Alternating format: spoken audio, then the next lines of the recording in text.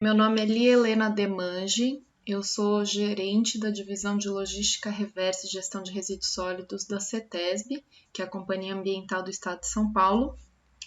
E eu vou falar um pouco com vocês hoje sobre a logística reversa no estado de São Paulo, no âmbito estadual. Vocês podem ver na tela, né, alguns marcos normativos. Eu vou chamar a atenção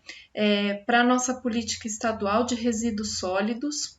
que é de 2006, ou seja, anterior à política nacional, que saiu, né, só em 2010.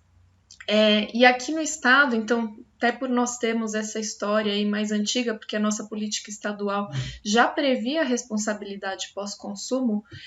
para alguns produtos e embalagens específicos, a gente então tem uma série de resoluções da Secretaria antes Secretaria de Meio Ambiente, agora Secretaria de Infraestrutura e Meio Ambiente, que aí eu chamo aqui a atenção para a resolução SMA 45 de 2015, que é a que a gente aplica até hoje, que define quais são os resíduos sujeitos à logística reversa aqui no estado de São Paulo, e dá aí alguns parâmetros, e o que é mais importante foi a resolução que incluiu a obrigatoriedade, né, de exigir a logística reversa como uma condicionante no licenciamento ambiental no estado. E é com base nessa resolução SMA que a gente fez então o procedimento dentro da CETESB para o licenciamento aqui no estado de São Paulo considerar a logística reversa. E aí esse procedimento então inicialmente foi estabelecido nessa decisão de diretoria 76 de 2018, que foi revogada no ano passado e agora é regulado pela DD, né, Decisão de Diretoria da CETESB 114 de 2019. A responsabilidade compartilhada, né, que é um conceito que é trazido pela Política Nacional de Resíduos Sólidos, que atribui responsabilidades diferentes para os diversos atores que estão envolvidos na questão da geração de resíduos. Os fabricantes e importadores daqueles produtos que têm aí algum interesse ambiental, distribuidores e comerciantes, consumidores, titulares de serviço público e de limpeza urbana. A responsabilidade compartilhada, ela se aplica a todos os tipos de resíduos e ela traz responsabilidades para cada um desses atores. Para a cadeia produtiva, a responsabilidade de que todos os produtos e embalagens sejam produzidos, né, com produtos ambientalmente amigáveis, os fabricantes divulguem informações para o consumidor para que ele evite, recicle, elimine resíduos. Isso se aplica a todos os tipos de resíduo. Também há uma responsabilidade aí compartilhada dos titulares de serviço público de limpeza urbana. Então, tanto de reaproveitar os resíduos sólidos, como estabelecer sistemas de coleta seletiva, isso está tanto previsto na Política Nacional de Resíduos Sólidos, como também na Lei de Saneamento Básico, que ainda é anterior à Política Nacional de Resíduos Sólidos, a implantação do sistema de compostagem para resíduos sólidos orgânicos, a disposição final ambientalmente adequada, né, que assim normalmente é adotado o aterro, né, ou o aterro em valas, aterro sanitário, e que a gente na verdade busca cada vez mais que sejam adotadas tecnologias mais novas, né, que permitam um aproveitamento maior de resíduos do que aquele que é proporcionado pelos aterros sanitários. E outra questão importante também é a articulação com os agentes econômicos e sociais para a viabilização do retorno dos resíduos sólidos à logística reversa. Prioridades aqui de gerenciamento de resíduos sólidos que são definidas pela política nacional. Então, em primeiro lugar, né, ou seja, naquela prioridade máxima, não geração de resíduos. Depois, a não geração até com redução do consumo, né, ou com uma forma de repensar as embalagens para que não sejam utilizadas tantas embalagens para aquele produto. Então, redução, reutilização das embalagens para que elas sejam feitas já com uma forma que possibilite a reutilização, né, pelo consumidor. E aí aqui eu chamo a atenção para a questão das embalagens retornáveis, então embalagens, né, que podem ser reutilizadas, e a gente considera aí numa prioridade ainda maior do que a reciclagem, que vem logo em seguida. o tratamento dos resíduos e a sua disposição final. Sempre a política nacional trabalha com o conceito de que só seja encaminhado para a disposição final aquilo que é realmente considerado um rejeito, ou seja, que não tem possibilidade de ter um outro tipo de destinação ou de reciclagem ou reutilização. E aí a logística reversa, ela entra dentro desse contexto de responsabilidade compartilhada, é um regime diferenciado para alguns tipos de resíduos que tem um impacto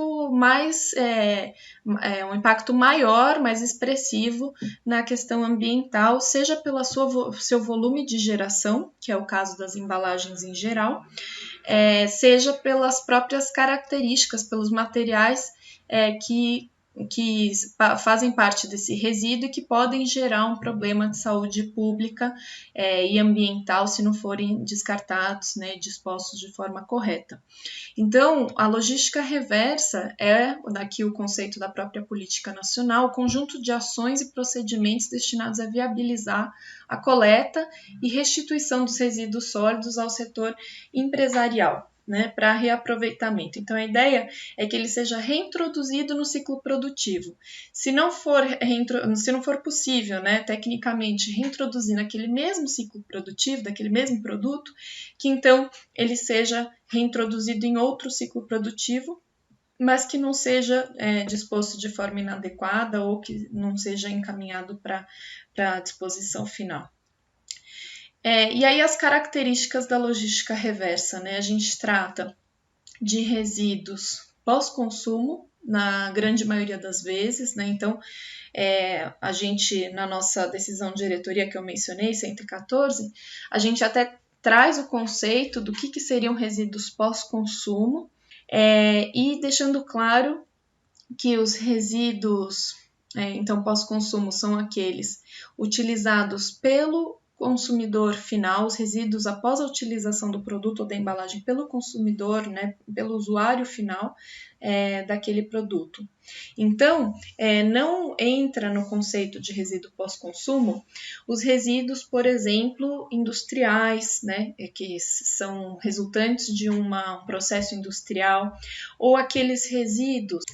que são gerados no desempenho de uma atividade comercial, porque aquilo ali é uma atividade econômica, né, e o usuário final não é considerado um usuário final, um consumidor, para fins da nossa política de defesa, nosso Código de Defesa ao Consumidor, que contém esse conceito de consumidor como usuário final. E a gente tem algumas raras exceções de sistemas de logística reversa para resíduos que não são propriamente pós-consumo, né, nesse conceito do resíduo gerado pelo consumidor final, que são aqueles casos que foram regulados por resoluções CONAMA. Então, existem algumas resoluções CONAMA, a maior parte delas feitas antes da própria Política Nacional de Resíduos Sólidos, que definia sistemas de logística reversa sobre resíduos, sobre determinados tipos de resíduos, sem fazer uma distinção entre resíduos, por exemplo, de comércio ou resíduos gerados pelo consumidor final. É o caso, por exemplo, de pneus, é o caso de pilhas e baterias, por exemplo. Então, essa distinção a gente vai encontrar lá na nossa decisão de diretoria 114, de 2019. E aí os critérios para a logística reversa são a viabilidade técnica. Então, só vai ser estruturado um sistema de logística reversa quando haja viabilidade técnica para isso, para essa coleta, gestão e reintrodução desses resíduos na cadeia produtiva, quando haja viabilidade econômica, e por isso que, como a gente vai ver mais para frente, as metas de logística reversa elas vão depender muito do que é viável economicamente. Então, a gente vai ver que raramente as metas são sobre 100%, ou seja, que a cadeia produtiva teria que dar destinação ambientalmente adequada de tudo que ela coloca no mercado. Normalmente são metas, então, que abrangem uma parcela daquele produto ou embalagem colocada no mercado. E essas porcentagens, né, dos produtos colocados no mercado, a ideia é que eles, com o ganho de escala do sistema de logística reversa, eles paulatinamente aumentem, buscando aí abranger todos os produtos e embalagens colocados no mercado no futuro. A logística reversa, ela também, como eu tinha mencionado, ela atende o grau de extensão do impacto à saúde pública e ao meio ambiente. Então, por isso que é um sistema definido para alguns resíduos peculiares, né, específicos. Os benefícios da logística reversa são, então, o oferecimento de canais de retorno desses resíduos, desses produtos para o ciclo produtivo, né, para o setor empresarial, redução do volume destinado a aterros e incineradores, então atendendo aquela prioridade de destinação que eu mencionei da política nacional, que só vá para a disposição final aquilo que realmente não puder mais ser reaproveitado ou reciclado de alguma forma. E também estimula a melhoria de projetos, do projeto dos produtos e embalagens, porque quando a gente fala de logística reversa, a gente está atribuindo à cadeia produtiva a responsabilidade pela coleta, pelo transporte e pela destinação final ou reciclagem daqueles materiais, daqueles resíduos. Ou seja, são resíduos que normalmente, né, por serem resíduos pós-consumo, eles iriam para uma coleta municipal, e por causa dessa obrigatoriedade da logística reversa, eles não vão para uma coleta municipal, eles vão para o sistema de logística reversa, que é custeado e operacionalizado pelos fabricantes, importadores, comerciantes e distribuidores que têm a obrigação de fazer a logística reversa. Com isso, o custo é transferido para o setor empresarial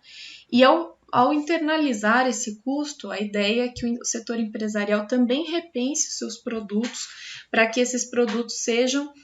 produzidos, né, produtos e embalagens de uma forma que facilite a reciclagem e a reutilização, tendo indiretamente, né, uma melhora no design desses produtos, também aumentando também a sua vida útil, né, e ampliar também o uso de material reciclado, né, por meio dessa reintrodução desses materiais na cadeia produtiva, ao invés de serem dispostos, né, por exemplo, num aterro sanitário. A logística reversa, ela está dentro do planejamento estatal em várias formas, no Plano Estadual de Resíduos Sólidos, no Plano Plurianual, né, que está em vigor agora, também é um dos grupos de trabalho do Comitê de Integração de Resíduos Sólidos no âmbito estadual. E aqui eu trago, nesse slide, a diferença, né, as diversas atribuições, responsabilidades de cada um desses atores que eu mencionei. Então, o consumidor, na logística reversa, ele também tem uma obrigação. Ele tem a obrigação de separar aquele resíduo sujeito à logística reversa, separá-lo da coleta indiferenciada da prefeitura, para que esse resíduo seja disponibilizado para um sistema de logística reversa. Se o consumidor não faz essa separação, nada disso acontece. Então, ele tem um papel importantíssimo e também por isso que é importantíssimo que o sistema de logística reversa tenha um plano de comunicação com o consumidor para explicar, né, por que ele tem que separar o resíduo, como que ele tem que separar e acondicionar esse resíduo, onde ele tem que entregar esse resíduo, onde são os pontos de coleta do sistema, porque se essa comunicação não for eficaz, aí realmente não há essa coleta. Então, esse é um desafio sempre muito grande em todos os sistemas de logística reversa. Por outro lado, comerciantes e distribuidores também têm uma responsabilidade de devolver, né, de receber esses resíduos do consumidor, então tendo pontos de coleta para receber esses resíduos do consumidor e devolvendo esses resíduos recebidos do consumidor para fabricantes e importadores. Por sua vez, os fabricantes e importadores têm a obrigação de dar a destinação ambientalmente adequada àquele resíduo. E ele, principalmente por meio de reciclagem, né, qual procedimento que for o mais adequado para aquele tipo de resíduo. Por termos responsabilidades diferentes para cada um dos atores e que se complementam e ao todo, né, elas fecham em um ciclo, a gente fala em responsabilidades individualizadas e encadeadas.